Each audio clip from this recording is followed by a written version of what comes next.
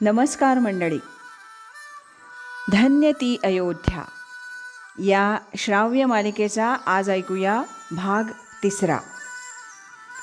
नंदीग्राम, जिथून भरताने राज्य केले. लेखक आहेत आशुतोष बापट, वाचक स्वर सुवर्णा बोडस.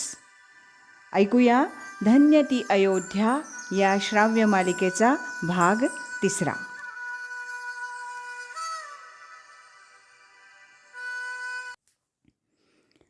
रामायणातील प्रसिद्ध प्रसंग. श्रीरामांचं वनवासाला जाणं, मग भरतानं आपल्या आईकडून झालेल्या अपराधाबद्दल रामाची क्षमा मागणं आणि प्रभूंना परत अयोध्येला येण्यासाठी विनंती करणं. श्रीरामांचा या सगळ्याला नम्र नकार. मग भरतानं प्रभूंच्या पादुका घेऊन जाणं आणि त्या सिंहासनावर ठेवून त्यांच्या नावानं राज्यकारभार करणं. मात्र भरत हा अयोध्येला न येता अयोध्येपासून काही अंतरावर असलेल्या नंदीग्राम या ठिकाणी आला आणि इथूनच त्यानं अयोध्येचं राज्य केलं. प्रभू श्रीराम परत येईपर्यंत त्यानं अयोध्येत पाऊल ठेवलं नाही. आता हे सगळं जिथं घडलं ते नंदीग्राम आहे कुठं आणि तिथे काय आहे हे बघणं मोठं रंजक आहे. अयोध्येपासून जेमतेम 20 किलोमीटर्स अंतरावर वसलं आहे नंदीग्राम. तिथे आहे भरतकुंड, भरत तपस्थली आणि काही मंदिरं. अयोध्या भेटीत खरं तर नंदीग्रामला भेट द्यायलाच हवी, पण अयोध्येला लाखोनी येणाऱ्या भक्तांपैकी बोटावर मोजण्या इतकेच लोक नंदीग्रामला येतात. रामायणकालीन महत्त्वाचं स्थान असलेलं हे नंदीग्राम छोटंसंच गाव आहे. गावात प्रवेश करताना मोठा जलाशय दृष्टीस पडतो. हा जलाशय म्हणजेच भरतकुंड होय. स्वतः भरत इथे रोज स्नान करत असे. अशी श्रद्धा असल्यानं या सरोवराला विशेष महत्त्व प्राप्त झालेलं आहे. यासोबत नंदीग्राम इथं अजून काही प्राचीन स्थळं आहेत. त्यातलं एक म्हणजे प्रभू रामचंद्रांच्या पादुका असलेलं मंदिर. या मंदिरात एक सिंहासन असून त्यावर पादुका ठेवलेल्या आहेत. भरतानं अशा रीतीनं पादुका सिंहासनावर ठेवून राज्य केल्याचं हे प्रतीक आहे. जवळच भरताची तपश्चर्या करण्याची जागा आहे. श्रीरामांचा वनवास संपल्यानंतर ते परत या ठिकाणी आले. इथेच त्यांची भरताबरोबर भेट झाली आणि इथून ही सगळी मंडळी अयोध्येला गेली अशी मान्यता आहे. या ठिकाणी राम भरत भेटीची एक सुंदर मूर्ती प्रस्थापित केली. मात्र याचबरोबर नंदीग्रामला अजून एक प्रसंग घडलेला आहे आणि त्याचं सुद्धा सुंदर शिल्पांकन इथं केलेलं दिसतं. तो प्रसंग असा: हनुमान द्रोणागिरी पर्वत घेऊन आकाशमार्गे जात असताना या नंदीग्रामवरून जात होते.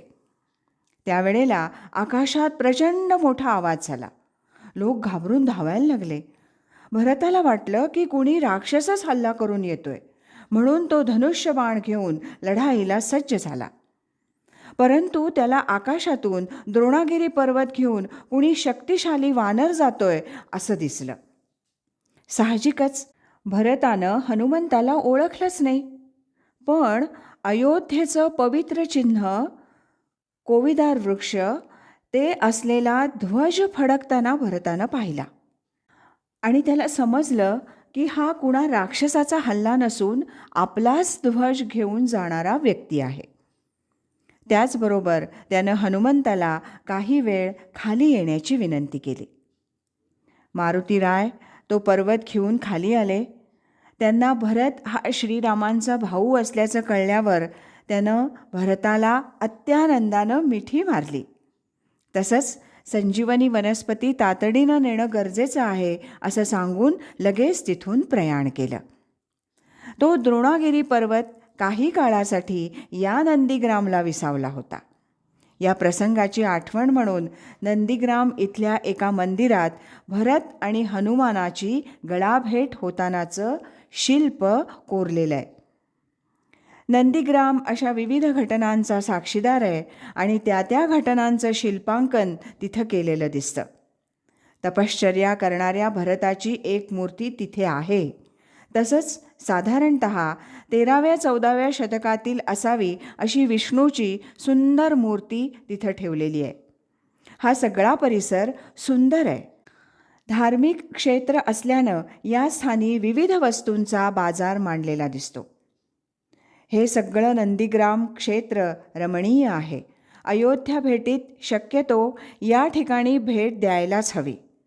रामायणातील महत्त्वाच्या घटनांचा साक्षीदार असलेलं हे क्षेत्र डोळे भरून बघावं असंच आहे. तर असं हे नंदीग्राम, जिथून भरतानं राज्य केलं. धन्य ती अयोध्या या श्राव्य मालिकेचा हा होता भाग 3. लेखक होते आशुतोष बापट आणि वाचक स्वर सुवर्णा बोडस. मंडळी, आजचा भाग कसा वाटला ते नक्की सांगा आणि उद्याचा पण भाग ऐका अयोध्येतील अजून एका ठिकाणी जाण्यासाठी. असो.